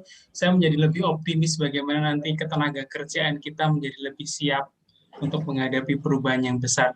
Bapak, saya punya 2 pertanyaan Pak. Yang pertama mengenai isu pergeseran tipe kerja ya, menjadi di mana teknologi dan digitalisasi akan semakin mendominasi. Kalau dalam isunya kan bahwa teknologi dan digitalisasi ini akan berpotensi mengurangi Pak, kebutuhan tenaga kerja Pak. Kalau dulu seperti Mas Falik bilang, kalau kita ada kuliah umum, ada orang yang jual snack, ada orang yang parkir, ada satpam-satpam, Pak polisi ikut mengamankan, itu kan menjadi roda ekonomi mereka. Tapi dengan teknologi ini menjadi agak ngirit, jadi agak kebutuhan kerja itu menjadi berkurang. Dan akan ada juga dominasi artificial intelligence yang akan menggantikan tenaga-tenaga intelektual karena lebih efisien dan murah. Nah, bagaimana kemudian Kemenaker ini melihat isu ini, Pak? Apakah dilihat sebagai keuntungan atau tantangan itu harus dilihat sebagai seperti apa? Kemudian yang kedua Pak, soal formal dan informal. Seperti yang Bapak sampaikan tadi, bahwa Indonesia ini kan didominasi oleh sektor informal, di mana 60% ya, hampir 60%. Ini apakah ada kebijakan dari pemerintah untuk mendorong tenaga kerja ini menjadi semakin formal? Atau sebetulnya itu tidak perlu? Apakah nggak perlu didorong ke formal, yang penting informal asal bisa pendapatannya tinggi, nggak masalah? Atau seperti apa Pak? Saya pikir itu saja Pak, saya mohon sharing dan pandangannya. Terima kasih Bapak Moderator. Mas Ari, agar tidak lupa, saya langsung aja merespon ya Mas ya. Mas, langsung direspon aja. Biar apa namanya, kita lebih diskusinya lebih apa namanya terfokus, karena nanti kalau pertanyaan banyak, jangan-jangan kita nggak sempat untuk merespon ya. Direspon langsung aja Mas. Siapa tahu nanti yang mau bertanya udah terjawab juga. Betul. Terima kasih Mas Wisnu Satyagraha. Jadi tadi sudah saya sampaikan, ini kondisi dari yang kita hadapi. Kita kan ada betul-betul di persimpangan jalan, terutama terkait dengan kita masuknya di dalam industri 4.0 atau 5.0 lah ya. Yang memang sebetulnya masyarakat ataupun juga tentunya adalah dunia organisasi publik, organisasi non-publik, ini sudah masuk di dalamnya. Tadi pertanyaannya apakah sebagai tantangan ataukah sebagai ancaman? Saya rasa ini melihatnya bisa di 2 sisi ya. Tantangan yang pertama jelas, kalau dari sisi tadi postur yang namanya ketenaga kerjaan masih didominasi oleh yang namanya angkatan-angkatan kerja yang memiliki tingkat pendidikan yang rata-rata adalah sekolah menengah pertama ke bawah. Sehingga ada fakta yang kita sebut sering ada namanya digital literasi, digital divide ya. Jadi di situ ada kesenjangan terkait dengan apa namanya digital. Di satu sisi orang sangat advance, tapi di satu sisi lain ini adalah orang sangat ketinggalan. Nah, ini merupakan tantangan sendiri, sehingga tentunya ketika para pelaku-pelaku digital, saya sering mengatakan, yang lebih penting adalah kadangkala bukan kita mengejar mereka untuk dari sisi tingkat pendidikan apa pendidikan formalnya baru selesai misalnya baru bekerja baru memahami digital. Tapi yang tidak kalah penting adalah bangun yang namanya di situ adalah common interest dulu. Artinya adalah kepentingan yang bersama, keuntungan bersama apa yang akan diciptakan ketika seseorang itu harus mengganti ke dalam teknologi digital. Saya waktu itu ketika ada seseorang dengan kerjasama dengan BUMDes untuk memperkenalkan namanya di situ adalah financial inclusive, keuangan yang inklusi yang menggunakan teknologi digital. Awalnya kesusahan, mbok-mbok ya ibu-ibu yang ada di pasar, ini dia untuk memperkenalkan yang namanya tadi dia menggunakan apps. Tapi ternyata setelah dia tahu keuntungannya, bahkan pertama untuk tahu keuntungannya harus ada di situ bonus-bonus yang disediakan agar mereka itu tertarik. Nah, itu ternyata bisa.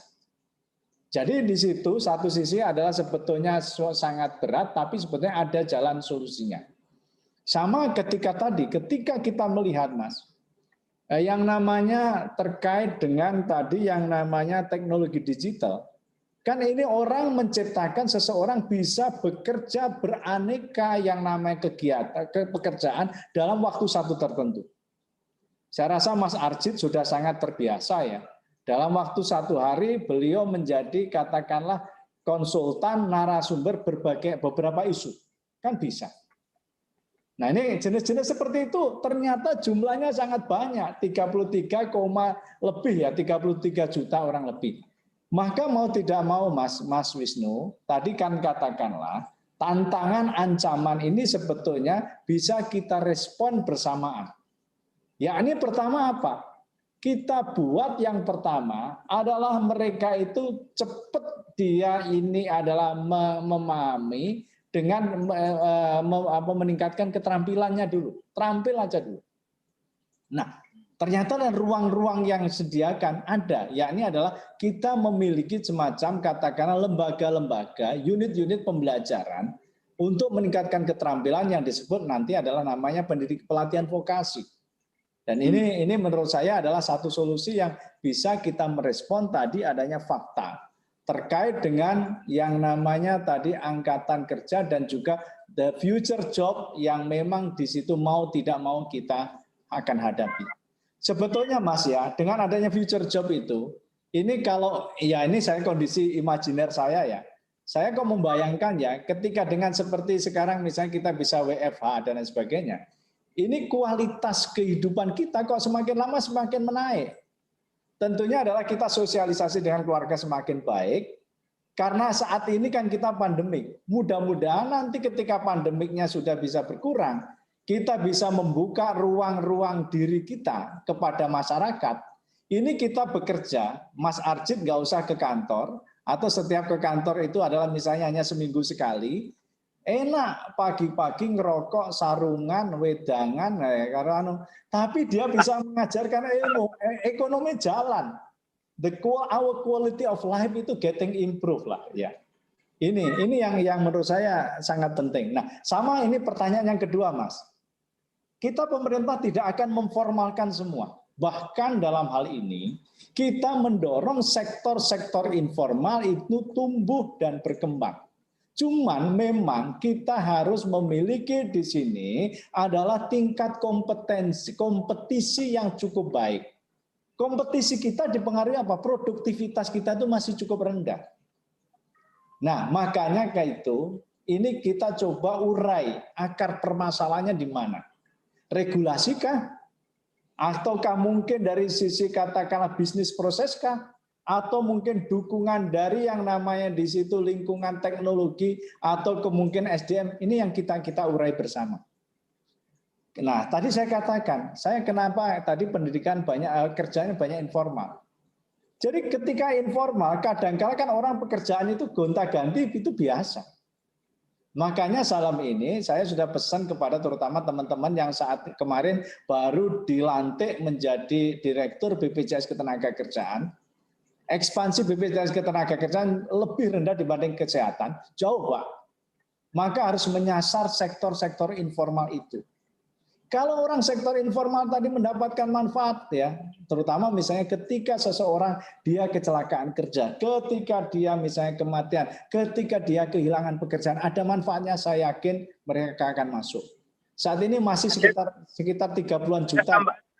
Padahal Mas Anwar, ya. Itu ada lingkaran, itu menarik itu yang disampaikan oleh Mas Anwar. BPJS Naker itu membuat GN lingkaran, gerakan nasional yang peduli sektor informal itu yang diceritakan Mas Anwar. Jadi misalnya tukang bakso yang selama ini menjadi tumpuan hidup tiba-tiba kecelakaan dan dia nggak bisa bekerja lagi gitu. Itu saya kira ke depan perlu dibesarkan di dalam kapasitas. Karena kelompok-kelompok rentan informal itu mengisi ekonomi kita, tetapi mereka rentan gitu. Setuju, saya kira ini penting itu Mas. Setuju. Dan saya rasa teman-teman dari sosiologi ini mampu memetakan Mas. Ini kelompok-kelompok vulnerable ini ya. Kelompok-kelompok rentan ini yang sebetulnya Dia itu kalau kita kecil kita akumulasikan, Mas, itu sebetulnya kontribusinya luar biasa kepada perekonomian. Cuma memang tadi karena dia tidak memiliki akses terkait dengan social protection, perlindungan sosial. Ya. Nah, akhirnya apa? Ya ketika dia kecelakaan, ya mohon maaf lah, ini kan kita sering lah ya di desa misalnya tadi kemarin istilahnya tukang becak, kemudian dia kecelakaan. Akhirnya dia tidak bisa ngayuh lagi. Kan dia itu kehilangan pekerjaannya. Kalau tadi, bayangkan, kalau tadi kita misalnya jaminan kehilangan pekerjaan menyentuh kepada sektor-sektor itu, artinya negara kan hadir. Ya. Kan dia misalnya tidak mendapatlah keterampilan yang lain. Tadi saya katakanlah dari becak misalnya adalah keterampilan kalau kebetulan dia memiliki skill pijat ya. Kan bisa saja Pak itu. Kemudian skill yang terkait misalnya adalah dia bisa bengkel kan tidak. Nah ini kan macam-macam.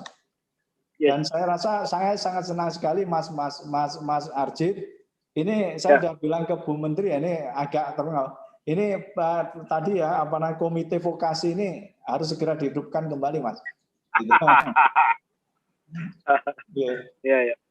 Oke, terima kasih. Mas Wisnu, ya, jawaban saya. Baik, terima kasih Pak Anwar. Mas. Tadi saya lihat ada yang di chat, silakan ya. Ada yang mau bertanya. Mas, siapa itu? Mas Samsudin Prastio. Mas Samsudin, Mas Samsudin Prastio. Terima kasih Mas Samsudin. Pertanyaan pertama adalah untuk lebih menciptakan multiplier effect yang lebih besar, apakah ada keterlibatan aktor-aktor NGO selain BLK dalam rangka inovasi terobosan pembangunan ketenagakerjaan? Saya rasa begini ya Mas ya, saya belajar dari ketika di Kementerian Desa, mau tidak mau saya ini adalah kita pengen Mas, ada pengembangan open government.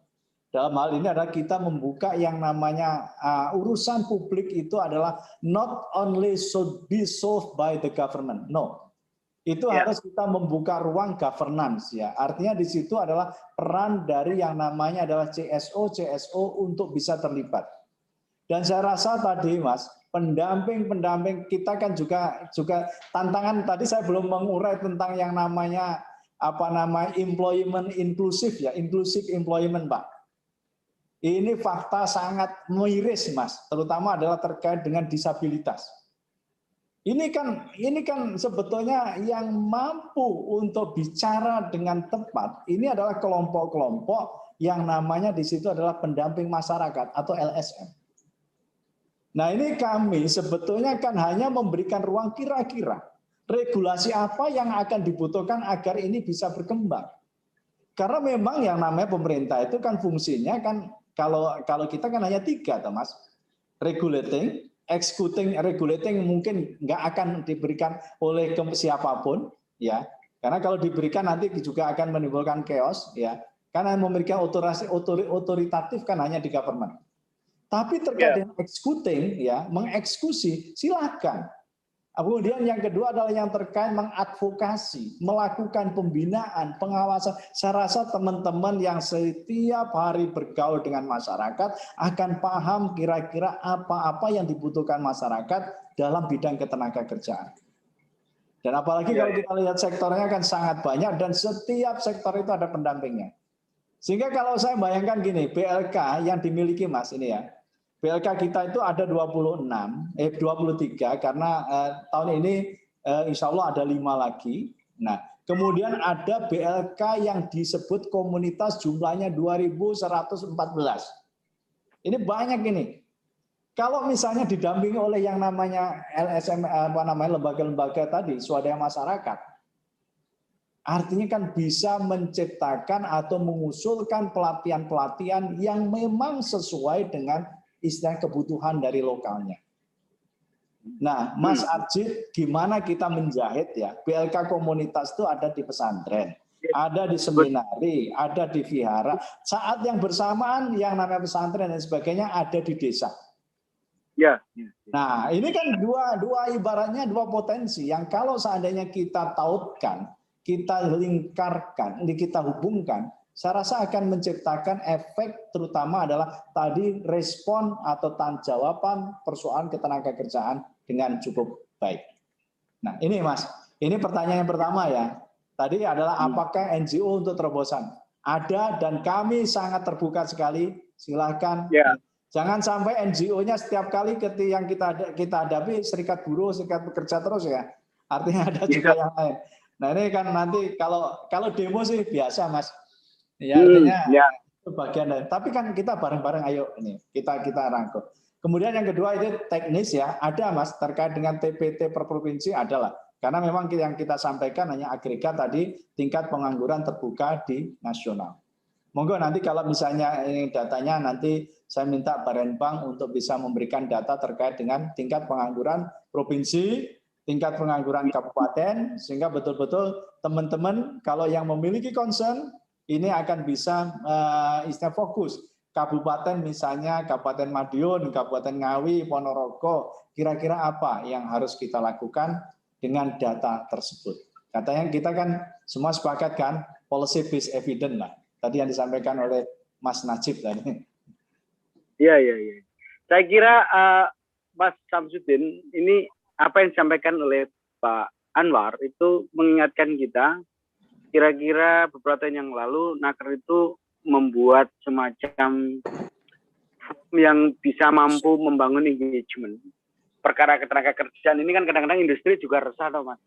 Karena lulusan perguruan tinggi ketika masuk lagi ke dunia kerja, mereka juga harus di training lagi berapa jumlah resource yang harus dikeluarkan lagi. Ya kalau perusahaan itu punya kapasitas, kalau enggak dan sebagainya. Nah disitulah yang tadi disampaikan oleh Pak Sekjen bahwa revitalisasi dan transformasi BLK itu dimaksudkan untuk perkara ketenagakerjaan itu bukan hanya perkara pemerintah sebagai regulator dan eksekutor, tapi juga pihak swasta juga bisa dilibatkan sebagai eksekutor, tapi dalam kerangka untuk engagement.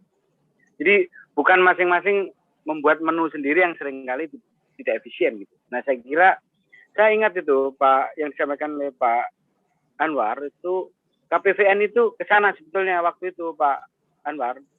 Sehingga mulai dari Kadin, orang dunia usaha yang tahu kebutuhannya itu begini gitu. Nah perguruan tinggi ini juga begitu, termasuk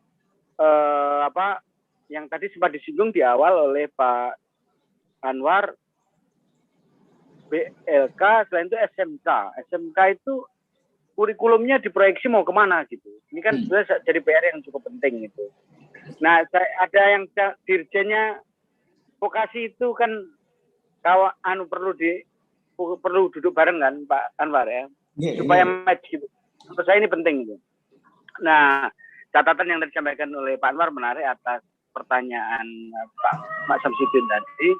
NGO selama ini juga banyak berperan gitu untuk ya teman-teman sebagian yang di KPVN itu juga teman-teman ada yang di NGO, salah satunya di INVIT. Nah tadi pertanyaan yang menarik itu gini Pak Anwar, daerah itu loh Pak. Daerah itu tidak banyak yang punya perhatian serius soal BLK itu Pak. Padahal BLK itu penting gitu.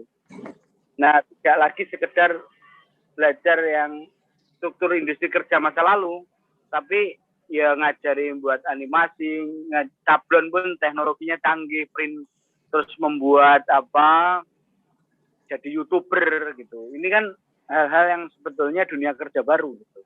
Entrepreneur yang ahli barista yang begitu memadai, ahli buat pupuk organik, terus kemudian teknologi yang sebetulnya itu akan membantu masyarakat. Saya kira pertanyaan yang menarik. Saya beri kesempatan barangkali masih ada yang pengen bertanya, mengeksplorasikan tema ini menarik. Nah ini sebetulnya tantangan juga Pak Anwar buat perguruan tinggi yang selalu diingatkan oleh Mas Pratik tentang hilirisasi itu loh. Banyak pengetahuan dan hal-hal pengetahuan dari perguruan tinggi itu bagaimana menjadi policy, bagaimana bekerja sama dengan industri gitu. Saya jadi teringat Pak Anwar, UGM buat Jinos itu kan intelektual dari MIPA itu, kemudian berkembang, kemudian itu adalah salah satu di antara sekian. Saya kira perguruan tinggi juga begitu. SMK itu juga sekarang canggih-canggih Pak. Saya dengar di beberapa tempat, bahkan BLK. Mungkin nanti Pak Anwar bisa cerita Pak, BLK kita yang Bekasi itu loh Pak, apa saja yang bisa supaya inspiring buat teman-teman gitu. Mimpi kayak kita ini tidak hanya dilihat dari sisi problem, terus ternyata ada hal-hal yang saya kira bisa menjadi inspirasi buat mereka. Silakan sebelum Pak Anwar, silakan ada yang lagi. Ada Mas Ari, ada pertanyaan dari Mas Safrizal Akbar. Ya. Sebelum saya merespon dari pertanyaannya Mas Ari tadi ya, atau bukan pernyataan, statement atau permintaan request. Ini memang betul Mas Safrizal, Pak Safrizal. Jadi ketika yang namanya pandemik ini kan orang mau tidak mau tadi terdampak, mereka dirumahkan, mereka dikurangi jam kerjanya, ataupun mereka ter-PHK. Itu adalah sebuah pilihan yang amat sangat sulit, tapi akhirnya harus diterima. Sehingga mau tidak mau, ini kan muncul yang kita dorong, respon pemerintah.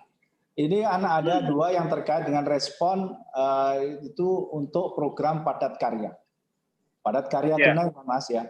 Ini kan baik bukan hanya Kementerian Desa, tapi Kementerian PU, Kementerian Perhubungan, Kementerian Pertanian, LHK, mereka memiliki program yang memang didesain untuk menyerap yang namanya tenaga kerja. Yang kedua, ini adalah kita dorong, istilahnya adalah munculnya usaha-usaha yang memang tentunya kadang-kala lebih kreatif, wirausaha baru. Memang tantangan tidak ringan untuk menjadi wirausaha. Dan menurut saya model-model kita membangun inkubasi ini adalah inkubator ini sangat pas lah, agar seseorang ini ketika dia mengembangkan usaha, dia itu bisa memprediksi usahanya ini kira-kira bagaimana bisa berkembang, kemudian tantangannya apa saja. Nah, dalam hal ini Mas tadi yang pertama tadi pertanyaan Mas Safrizal ya, Mas Safrizal. Kami di dalam hal ini Kementerian Ketenagakerjaan tadi melalui balai ya. Jadi balai yang di Kementerian Ketenagakerjaan itu ada 3 karakter, Mas. Yang pertama BLK, Balai Latihan Kerja, yang sebetulnya itu adalah di bawah Binalatas untuk peningkatan produktivitas. Ada balai yang di situ adalah terkait dengan tadi pengembangan wirausaha. Jadi langkah-langkah yang kita lakukan sebetulnya adalah kita, pertama gini, seseorang juga ibaratnya adalah kita latih untuk menjadi wirausaha. Kebetulan memang kalau saya lihat trennya, ini adalah wirausaha yang berbasis kepada di situ adalah sumber daya alam, terutama adalah kopi. Interest seseorang untuk ikut barista ya, lalu itu luar biasa banyak sekali. Dan alhamdulillah beberapa titik kemarin saya kunjungi ada yang sudah berhasil mengembangkan usaha menjadi barista. Dan kebetulan angkatan milenial semua. Ya karena memang senang yang ngopi, lah let's talk everything with coffee kan itu kan. Kita ngomong apapun ya kopi kan ya. Ngopi apa ngudon kalau ini Mas Arsi ngopi kan ngudo pikiran lah. Ya. Nah ini kan ini banyak. Belum lagi yang kedua tadi adalah yang saya katakan adalah yang terkait dengan yang tadi Mas Adi sampaikan untuk teknologi digital. Nah saya sampaikan Bapak Ibu sekalian teman-teman semua BLK atau mohon mungkin kalau ke Semarang nggak usah jauh-jauh. Kalau ke Jakarta nanti ke Sives, ke Bekasi, ya. Di Semarang itu ada balai besar latihan kerja yang dimiliki Kemnaker. Ini fokus di dalam yang namanya salah satunya digital fashion. Jadi digital fashion, ini kan kita tahu market fashion kita Indonesia luar biasa, Mas. Apalagi kita ngomong fashion syariah, ini luar biasa. Kita ini kan menjadi apa namanya trendsetter kan, terkait dengan fashion syariah. Karena memang bayangkanlah yang namanya pakaian-pakaian mohon maaf ya Muslim bandingkan dengan Malaysia apalagi bandingkan dengan Arab Saudi kita jauh lebih istilahnya lebih apa namanya maju. Dan itu ternyata yang ikut adalah anak-anak muda yang kebanyakan adalah mereka ini adalah kebanyakan adalah dari pesantren, dari desa-desa bahkan sebagian anak-anak muda ikut. Kemudian yang tadi terkait misalnya adalah untuk yang pengembangan digital. Bagaimana membuat yang namanya konten. Kan pemasaran kan. Ini juga ternyata memang memiliki keahlian sendiri. Bagaimana memasarkan lewat di situ kita melakukan pemotretan. Angle apa yang harus diambil agar yang namanya barang yang biasa ini kelihatan menjadi luar biasa. Wih, ya. Mantap ini. Ini lihat aja ke Semarang. Nanti kalau misalnya teman-teman ada Mas Ari, kita range lah acara seminar atau apa di situ. Teman-teman kita saya siap lah untuk mendukung itu. Itu langsung melihat Mas. Gimana sebetulnya anak-anak muda sekarang ini juga dia ibaratnya adalah ibaratnya mengukir masa depannya dengan pilihan-pilihan yang terutama adalah sesuai dengan kebutuhan. Ada di Semarang, ada di Solo yang kalau yang tadi Sifes tadi ini memang disiapkan untuk kita mensuplai terutama adalah tenaga special skill worker untuk ke negara Jepang. Karena memang Sifes itu aslinya dulu kan ke Jepang, Pak. Kita ini tantangan banyak, Mas. Kemudian kebetulan kan Jepang itu banyak sekali sekarang membuka untuk bukan tenaga trainee. Dia adalah magang.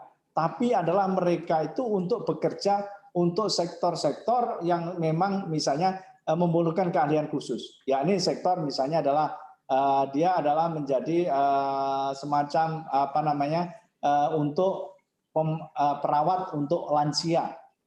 Kemudian juga dia adalah untuk suster di rumah sakit. Kemudian yang terkait misalnya adalah untuk di perusahaan-perusahaan. Tapi problemnya kadangkala kebutuhan requirement untuk misalnya soft skill bahasa yang kurang, Mas. Mereka gagal bukan di kompetensinya, tapi di bahasanya yang gagal. Makanya salah satunya yang kita latih adalah dari sisi bahasa juga harus kita siapkan. Nah ini yang terkait dengan tadi wirausaha dan memang ada secara praktek-praktek kita juga misalnya ada yang semacam piloting yang kita lakukan dan ini kita ingin bareng-bareng misalnya kalau misalnya nanti sebetulnya ada sih kita kerjasama bisa ada satu piloting yang bisa kita kawal bareng-bareng. Saya rasa itu akan menjadi sebuah evidence ya. Nah, teman-teman kan perlulah ibaratnya ada evidence yang memang itu ternyata dari perspektif kebijakan kesejahteraan sosial atau sosiologi ini sangat bisa memberikan manfaat. Saya sangat senang sekali di mana sekarang kampus-kampus banyak sekali bukan hanya ibaratnya terlibat asik masuk di dalam adalah perdebatan teori. Oke, perdebatan konsep itu memang dunia kampus, tapi juga yang tidak kalah penting adalah juga mampu langsung memberikan rekomendasi terhadap kebijakan. Jadi diskusi kebijakan kadang-kala ini adalah lebih katakanlah masuk lebih istilahnya membumi dibanding kadang-kala kita juga perlulah kita diskusi yang ke langit ya. Kan kita juga bumi sama langit itu kan dua-duanya kan harus ada. Dan manusia kan ada di tengah-tengahnya Pak ya, antara bumi sama di langit itu. Ini yang pertanyaan pertama, Mas. Kemudian next ya ada mudah-mudahan ini yang ini terkait dengan coba yang setelah Mbak Bumiarse. Sangat menarik ini. Saya hendak bertanya Pak terkait pekerja lansia di Indonesia yang jumlahnya setiap tahun cenderung meningkat. Bagaimana data BPS 2020 jumlah pekerja lansia mencapai 51,04 yang sebagian bekerja di sektor informal. Adakah program yang dicanangkan oleh kementerian? Tadi saya sudah sampaikan Bu Miarse, memang hal yang tidak yang harus kita bersama-sama lakukan adalah siapapun yang bekerja, mereka ini harus memiliki yang namanya di situ perlindungan. Ada yang namanya adalah ya tadi employment protection yang harus kita tegakkan. Dan memang selama ini kita sudah sepakat. Itu ada nanti di bawah pengelolaan dari BPJS Ketenagakerjaan. Kalau nggak salah teman-teman ketua dewasnya ini kan juga dari alumni Visipol ya. Nanti bisa suatu saat diundang Mas Ari, Pak Zuri. Oh iya ya. Pak Zuri. Direksinya dari Susiatri. ada. Ya, nah. Ya Pak Zuri ada direksinya dari FIB juga ada satu. Oh ya, direksinya juga ada kan. Nah ini mungkin bisa lah. Ini gimana? Ini penting ya Pak. Karena tadi kalau kita begini ya, kalau kita ini adalah negara kita itu negara seperti negara yang sudah maju, Jepang dan sebagainya, mereka akan memikir ketika yang namanya nanti aging society itu terjadi, ini istilahnya pola-pola asuransi kan sudah dipikir bagaimana orang yang lansia, yang menua, ini tetap juga di dalam ada yang namanya di situ adalah ada social protection yang masih tetap jalan. Mas Ari, usia kita kan hampir sama ya, meskipun saya mungkin agak kelihatan muda, saya tua lah ya.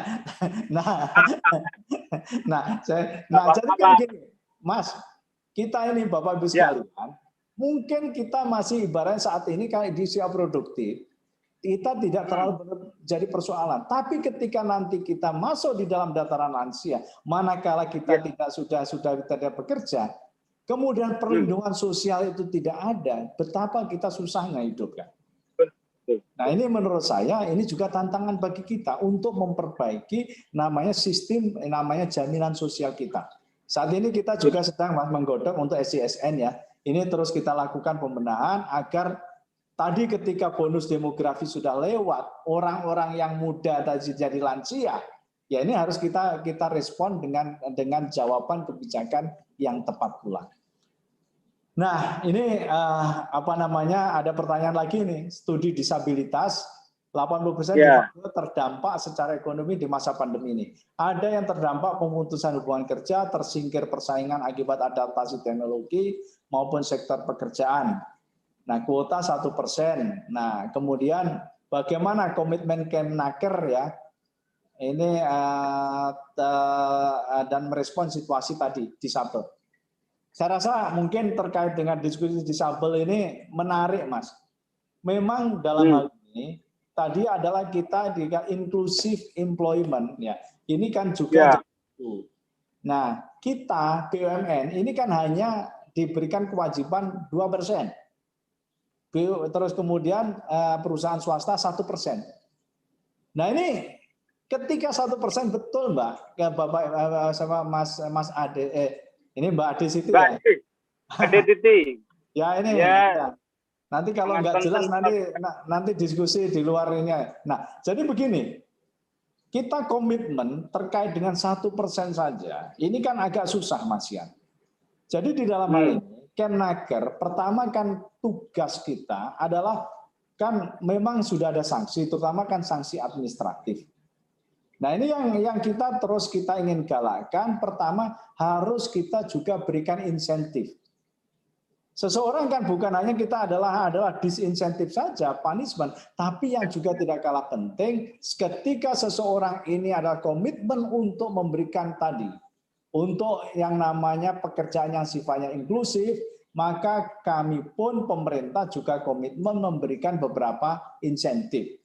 Memang insentif selama ini adalah masih sifatnya penghargaan, mungkin ke depan kita adalah insentif yang lebih terluas, lebih terbuka, lebih istilahnya lebih banyak, dan saya rasa ini bagian yang nanti komitmen kita untuk tadi menegakkan bagaimana istilahnya adalah terkait dengan employment inklusif ini bisa kita jalankan. Alhamdulillah sebetulnya kalau di swasta sebelum pandemik ini adalah lebih dari 1%. Tapi setelah pandemik ini turun lagi 0,9%. Karena memang tadi kondisi pabrik-pabrik, perusahaan-perusahaan dia tidak ada pilihan lain, akhirnya adalah merumahkan kepada para pekerja dan di dalamnya adalah kepada para pekerja yang disabilitas tadi. Nah, ini pengawasan, Pak. Ini terakhir dari Mas Triyono, mudah-mudahan ini yang terakhir ya, Mas. Izin bertanya Mas Ari, khususnya dalam pengawasan ketenagakerjaan ke depan, karena permasalahan akan semakin kompleks apabila dengan adanya kebijakan upah berdasarkan jam kerja. Jaminan sosial bagi pekerja masih rendah, adakah kebijakan untuk meningkatkan partisipasi dengan skema PBI seperti jaminan kesehatan? Saya rasa berbagai skema kita kaji, Mas, terkait dengan tadi toh yang tadi harus menyasar juga kepada yang tadi orang-orang yang sektor informal, termasuk adalah mereka yang bekerja basisnya jam. Jadi nanti kita sudah ada istilahnya ketika seseorang itu memiliki beberapa pekerjaan, mereka itu harus istilahnya di antara pekerjaan tersebut harus diikutkan di dalam program skema yang namanya jaminan sosial ketenagakerjaan. Saya rasa itu terkait dengan skema-skema spesifik, ini kita bisa diskusikan, kita bisa bedah, karena memang kami pun masih sangat membutuhkan kira-kira bagaimana skema optimal, terutama tadi untuk ibaratnya semakin lama, semakin hari kita bisa meningkatkan proteksi kita, terutama kepada para pekerja atau kepada para guru. Demikian, Mas Ari. Oke, terima kasih Mas Anwar. Ini kuliah yang sangat berbobot karena kombinasi antara intelektualitas dan praktisi. Nah, kalau kita lihat dalam sepanjang kita diskusi, potret tentang tenaga kerjaan kita itu memang nggak bisa dianggap sepele dan ini problem serius. Tapi juga kalau dari apa yang disampaikan oleh Mas Anwar itu menggambarkan harus ada perhatian serius itu diwujudkan dalam bentuk terobosan-terobosan. Memang Mas Anwar bahwa di kalangan perguruan tinggi sendiri itu nulis skripsi, kemudian tesis maupun disertasi mengenai ketenagakerjaan ini makin ke sini ya, itu makin banyak dengan variasi ya fokus isunya. Nah, critical issue soal perlindungan ketenagakerjaan ini menjadi pokok bahasan penting. Saya merasa beruntung ya kita pagi hari ini bisa menggali banyak hal ya soal kegalauan apakah gelombang pasang inovasi kreativitas teknologi anak-anak muda ini sudah dikirim oleh pemerintah, ternyata sudah banyak agenda-agenda yang dibayangkan dan transformasi ke sana suka tidak suka negara harus ke sana. Saya kira ini nyambung. Presiden Jokowi itu selalu ngomong atau bicara pidatonya menarasikan pentingnya ketepatan layanan teknologi harus dimanfaatkan sebaik mungkin ke sana gitu. Saya yakin diskurs ini akan menjadi inspirasi baru buat kita bahwa potretnya bergeser, tantangannya bergeser. Karena itu ini tidak semata-mata bicara empirically, tapi juga mendorong teoritisi atau orang-orang yang bergelut teori pun juga harus ngupgrade, dan sampai nanti istilahnya itu tunggang langgang, realitasnya bergeser begini, teorinya ketinggalan gitu. Nah, kemungkinan kalau dalam perdebatan pengetahuan itu antara empirisme, normativisme dalam pandangan kritis, teori dan praktek berdialog gitu. Nah, teori itu yang dikembangkan oleh perguruan tinggi ya harus beradaptasi dengan perubahan yang ada ini gitu. Bagaimana konsep kerja itu berubah sekarang gitu. Nah, ini tentu bisa menjadi bagian dan pokok bahasan ke depan yang saya kira sangat menarik. Sekali lagi Mas Anwar, terima kasih, matur sembah nuwun, thank you gitu. Dan ini pikiran-pikiran yang bagus dan saya rasa kita nanti akan bisa gali lebih jauh. Terima kasih juga ada para mahasiswa, para dosen maupun praktisi yang join di forum ini.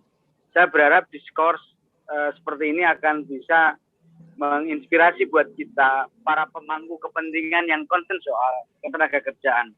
Apakah pemerintah, apakah akademisi gitu ya, LSM atau NGO, terus kemudian jurnalis ya, dan terutama ya praktisi-praktisi selama ini juga terlibat menjadi bagian dalam praktek ketenagakerjaan. Semoga sehat semua. Terima kasih Mas Anwar, semoga sehat semua, Bapak Ibu juga sehat semua, tetap produktif. Siap. Selamat siang, assalamualaikum warahmatullahi wabarakatuh. Salam sehat ya. Waalaikumsalam warahmatullahi wabarakatuh. Mas Najib. Ya, top ini kuliahnya top. Terima kasih. Mas, halo Mas Aziz Kakmak. Ya, terima kasih Pak Anwar dan Mas Ari. Ini tadi ternyata daya tampung Zoom kita hanya maksimal 100. Banyak orang pengen masuk, nggak bisa. Tapi kita sudah backup dengan live streaming di YouTube. Jadi banyak yang tidak bisa terlibat secara langsung, tapi bisa menonton. Gara-gara sekjennya itu loh. Enggak, karena ini moderatornya itu luar biasa ini.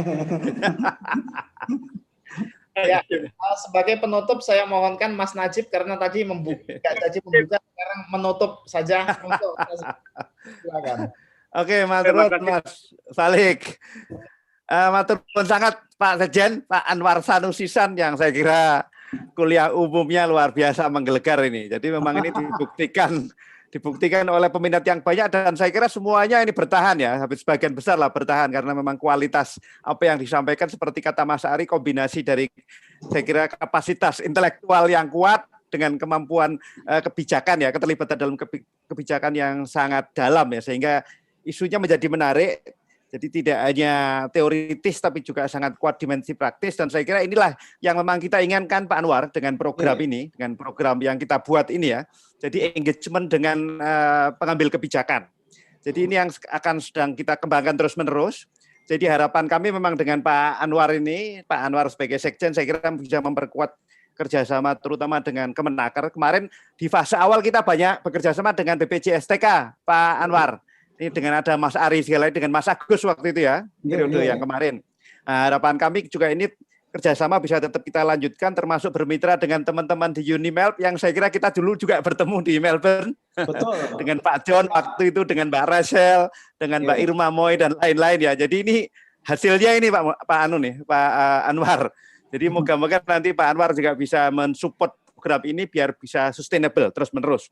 Kita juga sudah kerjasama dengan AAI, Australia Indonesia Institute untuk terus-menerus saya kira memperkuat program ini.